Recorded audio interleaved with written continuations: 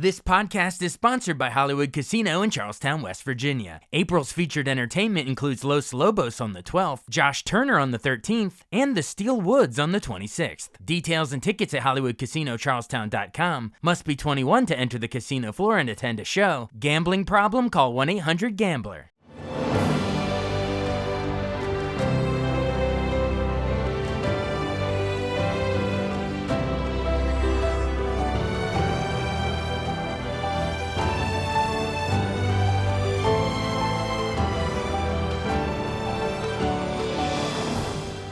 Welcome to the newest episode of Beyond the Fame with Jason Fraley. I'm your host, Jason Fraley, picking the brains of the top filmmakers, musicians, and artists of our time. Actor Alan Ruck hosts a special screening of Ferris Bueller's Day Off this Thursday night at the Warner Theater in Washington, D.C. He joined me to discuss the legacy of John Hughes' 1986 coming-of-age classic, as well as his Emmy-nominated role as Connor Roy in HBO's Succession. Hey, Alan Ruck. Hey, thanks so much for joining us on WTOP in Washington, D.C. It's my pleasure. How are you? We're doing all right. We're talking because you're coming to DC's Warner Theater historic spot on Thursday, April 4th for a special screening of Ferris Bueller's Day Off, the 1986 classic. It's going to be showing. So how's it going to work? Is it going to be showing on the big screen and you do like a Q&A after, or how does it work? I believe that's the idea. Yes, sir. It's just a screening of the movie, and then there may be a moderator. There may be somebody asking me questions, and I think there will be questions taken from the audience if anybody wants to talk about anything, and that's what we're going to do. I love it. And actually, it's funny, like a week or so ago, we just interviewed William H. Macy, who just did a similar thing. He brought Fargo to this same theater and screened it. So there might be some residue of the DLR plates, or what is it, Tan Sierra, of him fudging the used car numbers. I'm trying to tie it into you're reversing the miles on the car, but I don't know what the analogy is. I don't know what the analogy is. Well, you're doing better than I could. So anyway. You'll reverse the car into the wood chipper. There's some analogy there. But there's something. There's something, but yeah. Well, let's go into why it's Ferris Bueller. It's such a beloved movie. I mean, it's lasted all this time, and new generations keep discovering it. But yeah, just talk about why do you think that is? Is it just sort of like the road trip idea, sort of the idea that the ultimate dream of everyone wanted to play hooky, but you guys did basically the coolest version of it ever? I think that all plays into it. Good old Ben Stein, who played the history teacher at the beginning of the picture. He said there's not a mean bone in the movie's body. And I think he hit the nail on the head. It's a movie about friendship. There's this guy he is leading his best life, and he's got the school wired, and he's 17 or 18 years old, and he's living large, and he could do anything with his day off, but what he decides to do is to try to cheer up his mopey friend. He's got this beautiful girlfriend that he could spend the whole day with, but he decides to pull his friend out of the doldrums and try to show him a good time. And I think there's something to that as well, that it's about friendship. There's no big message other than that.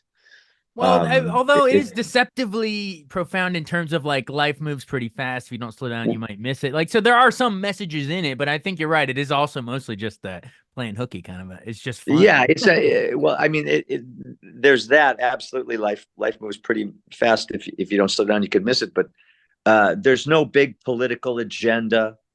There's teen angst, certainly, with Cameron and his relationship with his father, but it's not. Adults aren't specifically targeted for retribution. Right. There's no great revolution planned other than just having a good time and seizing the day. Yeah, and having a good time, singing, lip syncing, twist and shout at the parade, and what was it? The Yellow song, oh yeah, chicka chicka. I mean, it's just fun. It's fun. Yeah.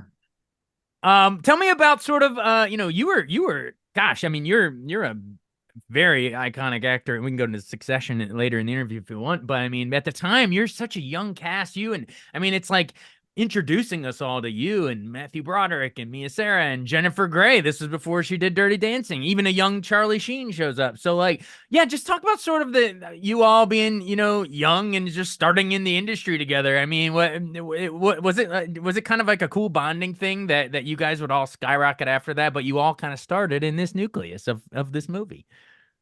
Well, Jennifer, I did my first professional play ever with Jennifer Grey. It was in Chicago. It was a play called Album, and she had been an understudy in the New York production, and then she was cast in the Chicago show. So she was kind of a lucky charm for me. Mm-hmm. And then Matthew and I, right before this movie, had been on Broadway together in Biloxi Blues. Mm. So I was already pals with both of those people. I didn't really have any scenes with Jennifer in the movie, but I was already friends with both of them. It was very comfortable, a lot of trust, and that's key in any sort of cinematic endeavor.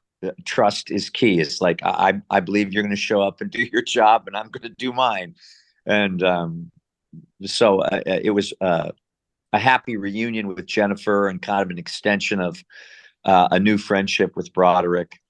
Mia, of course, we all met on that movie.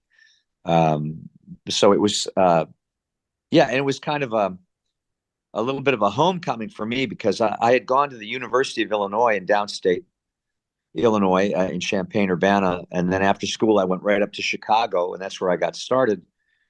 And I was doing plays in Chicago and little pieces in movies. And then I got the Broadway show with Matthew. And then I came back home to film Ferris Bueller. So it was, the whole thing was a gift. And it just, I felt kind of like a big shot, like I was coming home, like I'd gone home and I'd won a giant prize, and I'd come home and I was showing everybody how well things were going. So it was a very happy time in my life. I love it. Absolutely. I'm sure it brings back just tons of fun memories when you watch it at these shows like Warner Theater. And of course we have to talk, I want to talk about John Hughes because, I mean, rest in peace, but you think of all those great direct to camera address and, all that stuff. So that's John Hughes written all over it. But I want to remind folks really fast, like, just this guy's run. Not only he wrote and directed 16 Candles, Breakfast Club, Weird Science, Ferris Bueller, Planes, Trains, Automobiles, Uncle Buck. Like that would be enough for most people. But then, oh yeah, he also wrote for other directors, Pretty in Pink, Vacation, Christmas Vacation, Home Alone. Like it's unbelievable the guy's run. But memories of working with him. Either as a man, when the cameras weren't rolling, or when they were rolling. Like just memories of John Hughes. What made him so special? And it's a loss losing him. Well, he once said, how we all read Thoreau in high school, and we all had to keep a journal for as long as we were reading on Walden Pond. He said, I never stopped doing that. And he would get these little tiny little moleskin notebooks, and he would write very small, and he was constantly writing all day, every day. So it was just a natural extension of who he was. He started journaling as a kid, and then that led him to into advertising, and then from advertising, it led him into screenwriting. And so the very first play I did, I told you, with Jennifer Grey, was called Album, and we asked the playwright, whose name was David Rimmer, he's also gone now, like which one of these characters became the writer. And he said, well, it was Jennifer's character, because she was the one that was constantly journaling. Because right. Writers write. That's the way they process the world.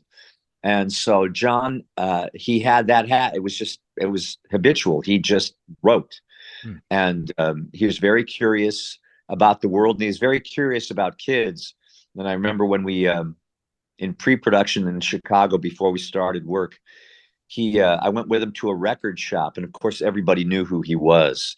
And he was so up to date. I mean, he was probably 35, 36 years old at the time, but he was so up to date on what was happening, cutting edge in the world of music. He was all over it. He was intensely curious. So I think that I mean, I think that just makes for a happy life Yeah. if you remain curious about the world and other people. And it sure paid off for him. Um, I had met him in Chicago probably about 1982 or 83. He was going to do the Breakfast Club as sort of a little Chicago indie because, like as you said, he'd been writing the vacation movies for National Lampoon, and so he'd written this thing, and we were having auditions in Chicago, and I met him, and then during that process, he met Molly Ringwald and was instantly smitten with her. And the legend is that he wrote 16 Candles over a weekend for her. And actually, he wrote Bueller in 7 days. Wow. So he was prolific. He was fast. Mm-hmm. And that was another reason that the movie studios loved him, because it was just like, John, we're looking for something like this. Bam, a week later, he'd deliver it. Cranking him out. Yeah, he was really good. He was really talented.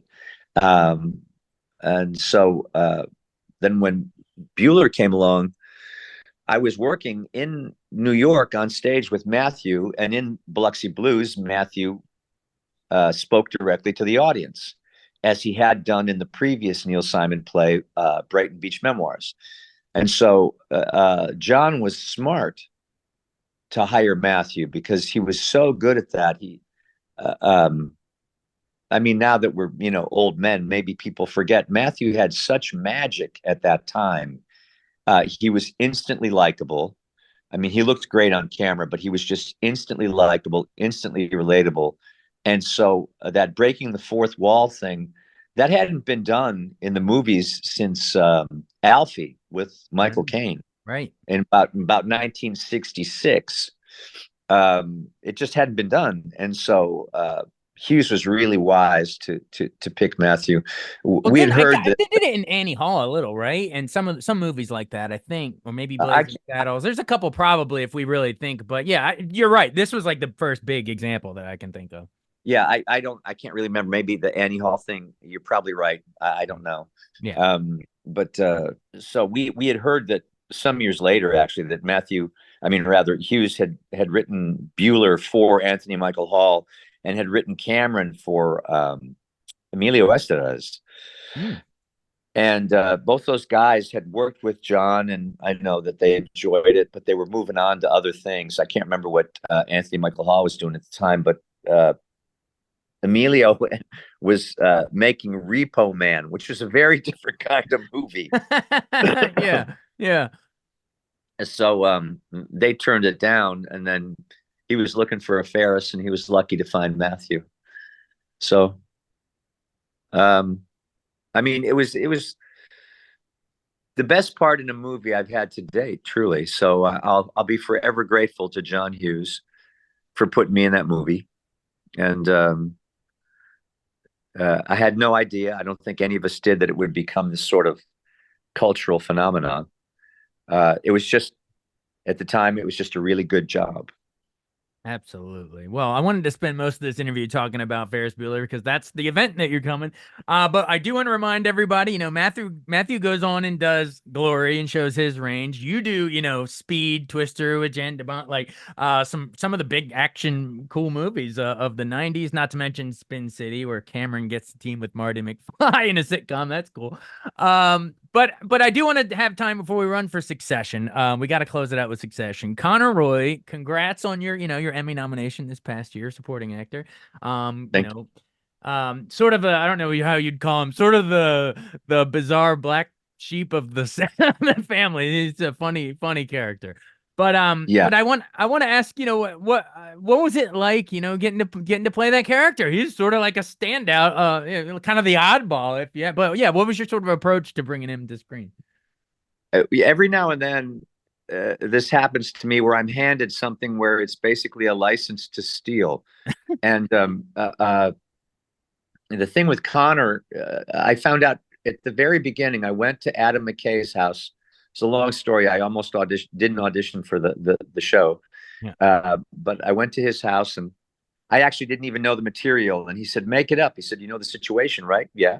He said, make it up, just, improv. And so I did, with Francine Maisler, who was the casting director. And there was one line, though, that was solid from the very beginning. And it was Dad, there's this job I want. It's called President of the United States.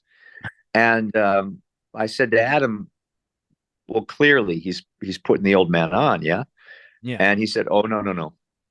He's deadly serious. And so then that's when I knew that this guy was clearly delusional. And as it, came to be apparent during the filming of the show, I was given the most inane things to say. And there was no wink to it. There was nothing was tongue in cheek. Right. This was straightforward. So this guy, he was damaged goods. And I made up a whole backstory for him. I took clues from Jesse Armstrong, and I made up a backstory that this guy was an only child. He knew that his dad was basically a prince, because whenever Connor was with Logan, doors opened up and people bowed down, and nobody could do enough for Logan, or if I was with him, for me. So I knew that I was privileged. I knew that things were special for me. And then the old man went away, and he divorced my mother, who we found out had a pill problem and a vodka problem, and she was in and out of mental institutions. And so this was not a happy childhood for this boy. And so everything but love. There's plenty of money, very little love. And so I think from an early age, we talk about how he was interested in politics. I think from an early age, he built his own world. He built his own fantasy world, and the money was there to facilitate that. So I just felt like I could do no wrong. I just felt my job was to be brave. Like they gave me some idiotic thing to say.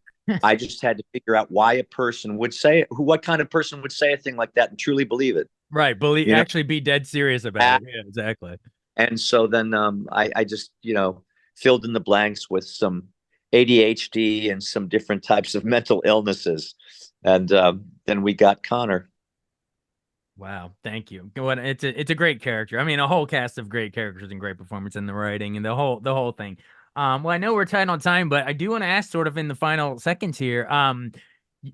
You were part of some of the most instantly iconic TV episodes with Succession. I mean, I want to know about shooting the Logan Roy death of Brian Cox's death episode with so much, over the phone calls passing around, and you're on the yacht or whatever.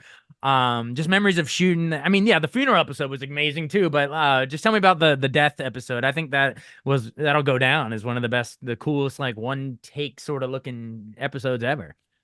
Well, it was again, it all comes back to the writing, and we had been told months before that Logan was going to pass away in the third episode of the fourth season. And the fact that it happened on Connor's wedding day, it's so much, unfortunately, like life. I mean, death is never convenient. And, life is what happens in between the plans that you've laid out. Right. Or run steamrollers over the plans that you have made. And we were working on that yacht, and my brothers and my sister, Jeremy and Kieran and Snooky, I mean, they really carried the ball. They chopped most of the wood and carried most of the water in that episode, as well as Matthew McFadden. Just spectacular work. And then we shot everything, and then we decided to do an all-in-one. And we did it like a play, and we were staged all over the boat. We had, ADs and PAs saying, wait, don't go. Okay, go. And we would run into the next position, and they had tag team camera crews.